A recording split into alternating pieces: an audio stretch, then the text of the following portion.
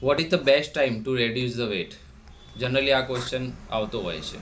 આમ તો મારું માનવું જ એવું છે કે જ્યારથી ઉઠો ત્યારથી સવાર, જ્યારે પણ તમારે વેટ લોસ કરવા માટેની ઈચ્છા હોય ત્યારથી તમે વેટ લોસની જર્ની સ્ટાર્ટ કરી શકો છો. પણ છતાંય 3 ટાઈમ એવા છે જેમાં આપણે વધારે સારું રિઝલ્ટ મળી શકે છે. ફર્સ્ટ એ છે કે સમર. અત્યારે જ્યારે ઉનાળો ચાલુ થતો હોય ત્યારે બેસ્ટ ટાઈમ ગણવામાં આવતો હોય છે. એનું રીઝન આ છે કે આ ટાઈમે પાણી વધારેથી વધારે તમે પી શકો છો, અને પાણીનું બહુ વધારે ઇમ્પોર્ટન્સ છે વેટ લોસ માટેનું. એના માટે હું અલગથી એક વિડીયો બનાવી દઈશ. સેકન્ડ શું છે કે અત્યારે ઉનાળામાં જોઈએ એવી ભૂખ નથી રહેતી, જો કે આટલું કેલરીની જરૂર પણ નથી પડતી સમર્સમાં.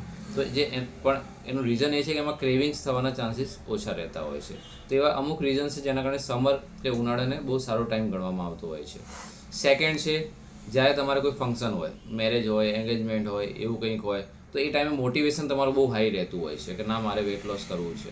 જ્યારે તમારું મોટિવેશન બહુ હાઈ રહેશે કે ના મારે કરવું જ છે વેટ લોસ, તો એમાં તમને સારામાં સારા રિઝલ્ટ મળતા હોય છે.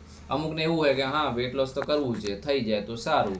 એ રીતનું જ્યારે હોય ત્યારે એમાં જોઈએ એવા રિઝલ્ટ ના મળતા હોય છે, કેમ કે પેશન્ટનું પણ 100% જોઈતું હોય છે, અને ત્યારે જ હશે ત્યારે તમારું મોટિવેશન હાઈ હશે.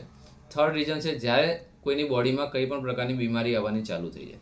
જ્યારે કોઈ પણ પ્રકારની બીમારી આવતી હોય ત્યારે ઓર્થોપેડિક હોય, ગાયનેક હોય, ઇવન ઘણા બધા ડૉક્ટર્સ છે જે સજેસ્ટ કરતા હોય છે કે બેન હવે વેટ લોસ કરી લો તો તમને આ બીમારીમાં પણ ફાયદો થઈ જશે. એવું ઘણું બધું છે. કોઈને નસકોરાને અવાજ આવે, ઘણી બધી બીમારીઓ છે જેમાં વેટ લોસનું ડૉક્ટર પણ સજેસ્ટ કરતા હોય છે. અને જ્યારે બીમારી આવે ત્યારે અંદર ફિયર આવતો હોય છે, અને પછી એ લોકો વેટ લોસ તરફ વળતા હોય છે, અને પછી વિચારતા હોય છે હવે તો મારે વેટ લોસ કરી જ લેવું છે.